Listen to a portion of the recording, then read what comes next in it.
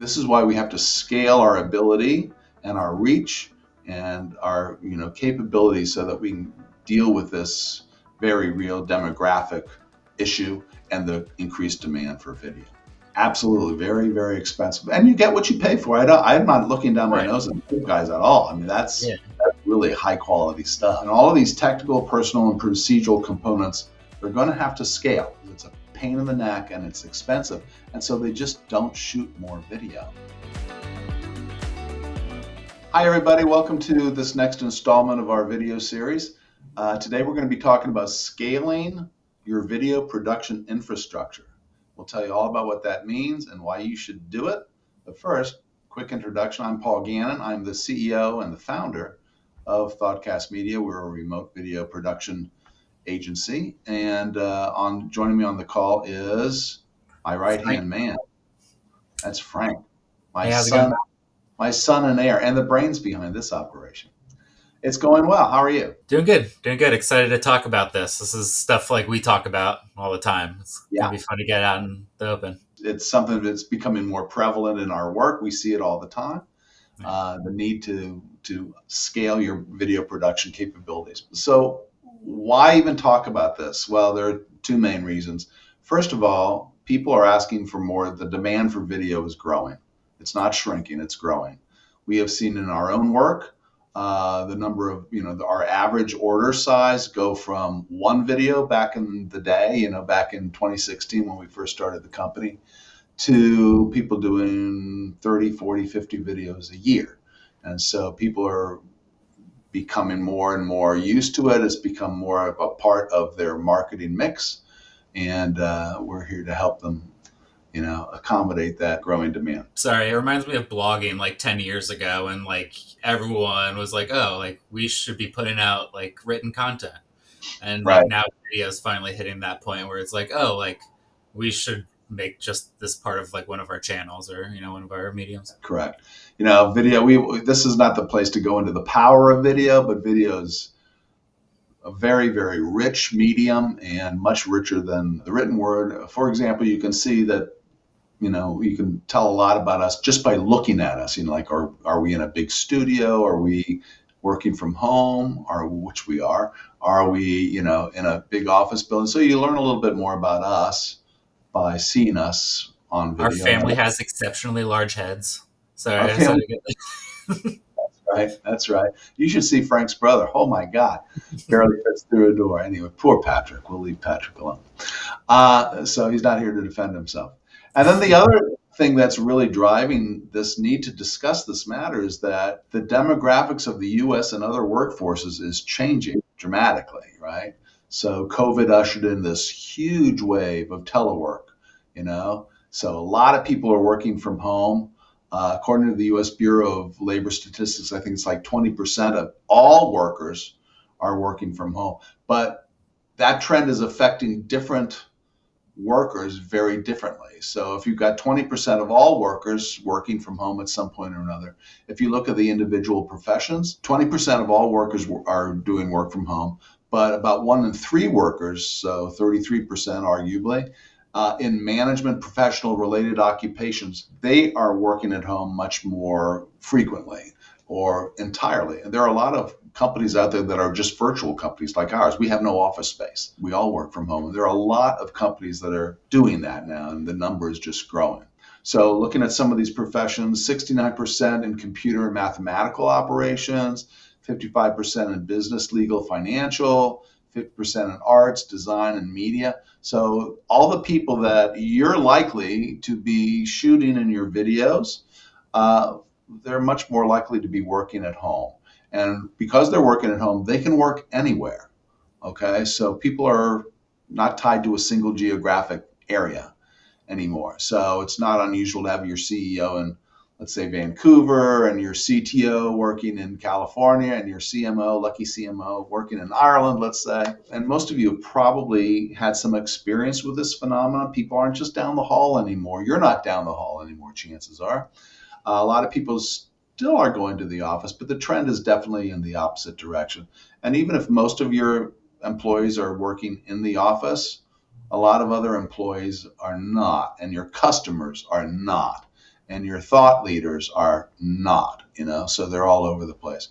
So in terms of demographics, just my last statistic is that Upwork, which is a gig working platform you may be familiar with, they're estimating that by 2025, that number will grow to above 22%. So the numbers are just growing. So it's something that you need to really deal with. Okay. So what are the implications of that for video production? So on the plus side, there are plus sides. You can hire the best people no matter where they are. So in our case, I work and live in St. Louis. Frank works and lives in Washington, D.C., where we're both from. But we have a director who works out of Brooklyn. We have producers who are in Philadelphia.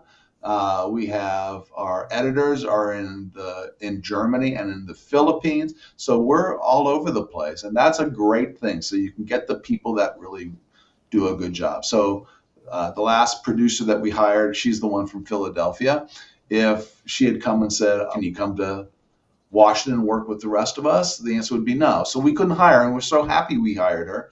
So it's great because you can really hire the people that you want to hire. But there is also a challenge that you've got to get all those people sort of rowing in the same direction. And that's not unique to video. Everybody's dealing with this problem. Their workers, their customers, everybody's all over the place. And so how do you get all those people to work, not just across geographies, but across time zones, right? So when we're working with our editors in the Philippines, there are challenges there, and we'll tell you how we deal with that in just a bit. So your people aren't down the hallway. How do you get them onto your content? Do you send a film crew? What do you do? How do you get that work done? So those are some of the challenges. So I think one of the things that we see in our work is that, a lot of companies would, sort of a fairly typical example, many brands would like to have their CTO, in the tech world, their CTO, do weekly product updates. Here's what we're thinking. Here's where we're going with this product. Well, that's fine if your CTO is down the hall, but it's a big deal if they live on the other side of the country or if they live in, another country. So this is why we have to scale our ability and our reach and our, capabilities so that we can deal with this very real demographic issue and the increased demand for video. A lot of this stuff came together organically for us. Kind of figuring these things out piece by piece, especially, we had no plans of doing remote video production when we first started this company. And kind of just fell into it because of the pandemic. Yeah. But, like everyone else, we had to quickly adapt and figure out how we work asynchronously to get the same amount of work done. And just for a little context, that's kind of where this thing evolved from. So it's been a matter of pivoting. A lot of companies are doing this. I mean, the COVID really threw people for a loop, and they began to adjust, and now they're beginning to adjust on the downside of that. Thank goodness that's over as far as we know. So you've got this geographic challenge, but you've also got volume. And I mentioned this before, but people are shooting more and more video. So if you're the sort of company that just relies on the occasional, video of, asking your employees to contribute their mobile phone videos from the potluck dinner at Thanksgiving, then you're fine. Just keep doing that. That's great. But if you're doing, regular updates with your C-suite folks, if you're doing a series of videos, if you're doing a lot of, or even a small number of video testimonials, it's a challenge because there's increased demand. So how are you going to do that? Are you going to hire full-time employees to handle your peak production? No, you're not going to do that. So what do? You go to gig workers. So you're going to have to figure that out. So if you're relying on customer testimonials, more of them are international. You've got to deal with that. And we've got a lot of customers. We have one customer who, just as a matter of course, shoots a video for every new customer that they bring on. And so they've got a wide selection of testimonials that they can use in different circumstances. So if a small, local company is asking for testimonials, they can share those testimonials with them. It's a big company, international conglomerate. They can share those videos and things like that. So with brands shooting more and more video, they're going to have to find a way to scale. And there are a couple of ways to do it. And there are, some are outrageously expensive. So, for example, if you're going to commit to shooting your customers all over the country and maybe overseas, talking about hiring film crews and sending them out on the road, and this was our bread and butter back when we first started the company, and it's expensive, and we pass that cost on to our clients. So things have changed now. We don't have to charge that much money to cover our costs and make a profit. And so it's given us the ability to scale to meet, market demands. Yeah, most video production companies usually book by like at least a half of a day to have a film crew out there, and and all the effort it takes to logistically get a few people from point A to point B and set up and break down and all that stuff, which took us, the activities around the recording took oftentimes much longer than the recording itself.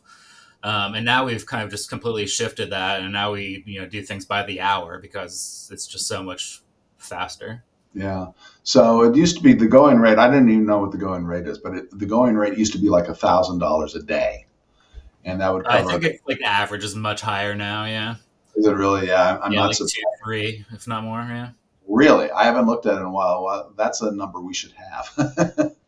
Of course, it all varies. Even how many people are you sending? What where are you sending them? How much technology is involved? Are they bringing a truck full of cameras and lights, or is it just one guy with a video camera, that sort of thing? Right.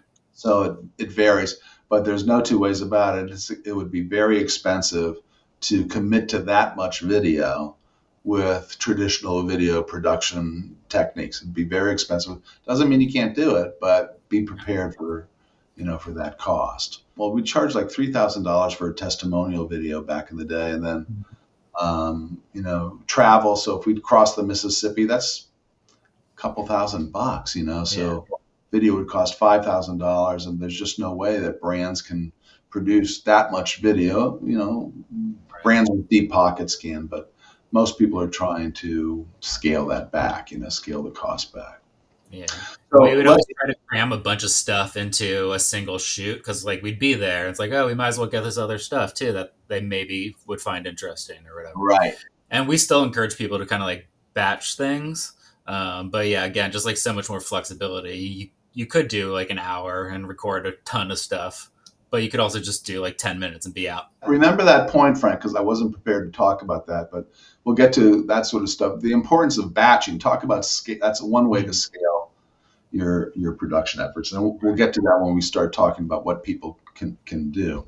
But cool. First, I want to just talk about what is video production infrastructure. Okay, and so we're talking about the technologies, the people, and the procedures that you are required to shoot video at scale. So what do you need? Do you have enough people? Do you have too many people? Are they the right people? On the good side of things, now you can go get those people wherever they are, and for as little or as much time as you want them to work with you. So that's a good side. But the technology that's something to really consider. There are a lot of technologies that we've been using that just don't really scale to this sort of thing. And even really great technologies, like if you're buying an expensive RED camera and training people to use it and all the lights, that'll produce beautiful video. There's no two ways about it, but it's going to cost you a lot of money. And the question is, do you really need to invest that much money in production values, or would you be okay with something else? And maybe in some cases you need one, in other cases you need another. So if you're filming a video for the Super Bowl, a Super Bowl commercial, you want to spend all the money, you want as many RED cameras on set as you can get, and really professionals to produce that. But if you're just doing talking head stuff, you maybe don't need that sort of stuff. Sorry, the infrastructure around that is much greater to maintain than doing it like what we're going to describe here. Absolutely, very, very expensive, and you get what you pay for. I'm not looking down my nose at those guys at all. I mean, that's really high quality stuff. But you do need experts to run the cameras and the audio, and it takes a lot to maintain. But yeah, like you said, if you're like really doing it, going all out, yeah, why not? Right, exactly right. So we talked about, people, technology, and processes. Let's talk a little bit about how that sort of fits into the video production world in sort of typical video production process terms. So we're going to start with pre-production, okay? So that's activities like location selection, talent coordination, scripting, all the things that go into getting set up to shoot your videos and produce your videos. Getting permissions. We were dealing with that today with a customer today. Like, how do you get subjects permission to use your video? So it's one thing to shoot it, but if you didn't tell your client that you're going to be shooting this testimonial video and plastering it all over the internet, you might have a problem. So that's a pre-production thing that you need to look at. The production activities really are primarily shooting the actual video. How do you do that? How do you scale that part of the video production process? Post-production activities like editing and distribution, how do you do that? And then all of these technical, personal, and procedural components, they're going to have to scale.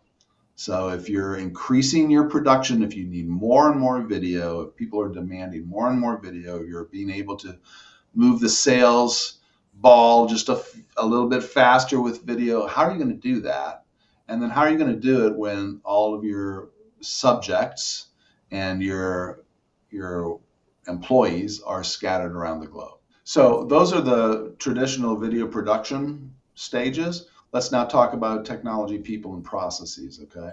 So for technology, each of these areas have technologies associated with them. Traditionally, they were geographically co-located, so brands would have small studios. I can't tell you how many small studios we've gone into, seen them collecting dust and cobwebs, because it's hard to shoot video, and people sort of figure that out.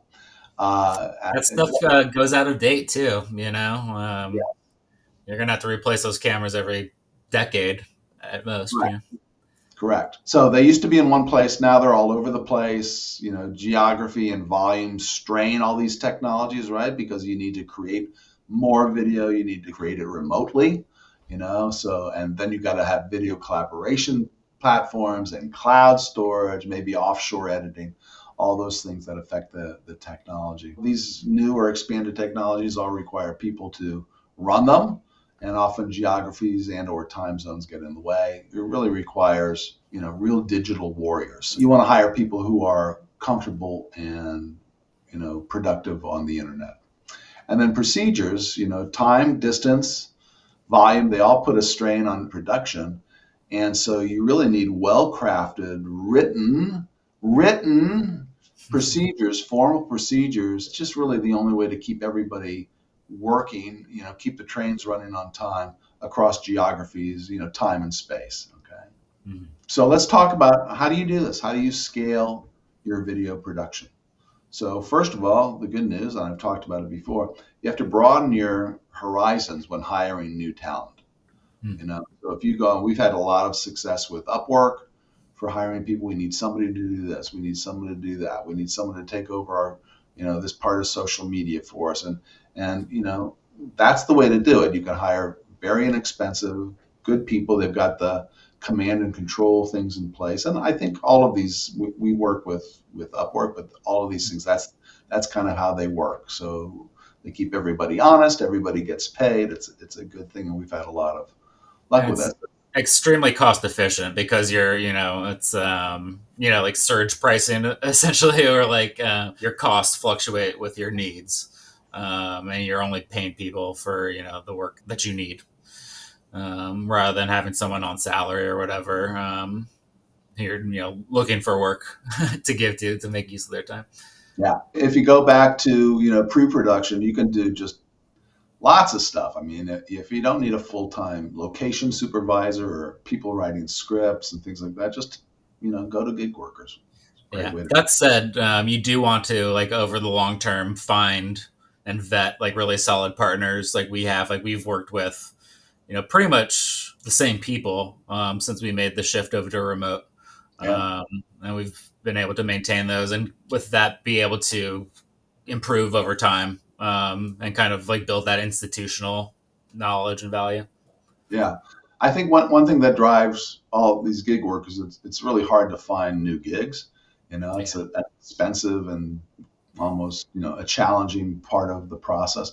So if you find gig workers that work for you, hiring them to do more and more work, stick with the people that you like, and that'll cut down on your costs and makes them happier, and they stick with you. We've had some gig workers working with us for the last 4 years, or maybe even 5 years. No, I think we started working maybe 5 or 6 years. So you find them on Upwork, and you continue to work with them. It's by providing them with good procedures and making it clear what you expect from them, it makes it very easy for them to work with you and makes them want to work with people like you. Correct. So we have some editors, video editors in the Philippines, some video editors in Germany, some video editors here, and it just keeps everybody working along the same lines. It's really very helpful. We'll talk about procedures in just a bit. And you're the sort of the king of procedures here at our company, so I'll talk about that. So you want to invest in the communication infrastructure that's required to keep everybody on the same page. So Zoom, Teams, Skype, Slack, stuff like that. If you're, communicating by email, first of all, it requires you to be awake every time something needs to be communicated. So asynchronous communication for stuff like this is very important.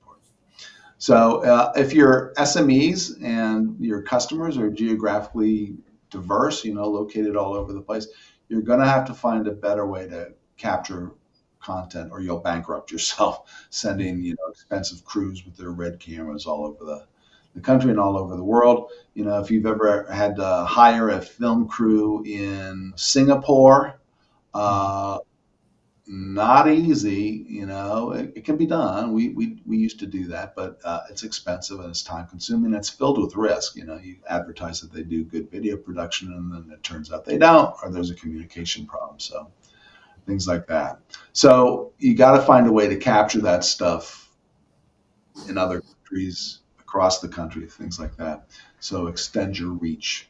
So if you don't need professional production values, Zoom or Skype works, but I have to say that brands are moving away from that. If you go back to the mosaics that you used to see, like 15 people on a Zoom call, and they're all talking, and you've got the problems with any sort of streaming platform where you're losing packets and the sound drops out. It's challenging, but the quality of the video is not very good. You're not shooting in high resolution in most cases. User generated content, UGC, is another option to think about. And most people think about UGC as a way to capture, at least I do, and this is not fair, and I'll talk about that in a second, capturing reviewers to your restaurant, and so, hey, did you enjoy your pizza tonight? Go to this thing and leave a review. You see stuff like that. The success rate on those videos is pretty low because people show up, they're holding their kids, and the dog is barking, and they hold the camera the wrong way, and all those But things. if it's a pizza shop, then if it's a pizza shop, that's a benefit. Look, we fed this. The kid's got pizza sauce on his face. He's smiling and happy. That's good. But you can also set these things up and just have them run, and just train your thought leaders to use that system. Now they're going to have to use it unguided, so they don't usually.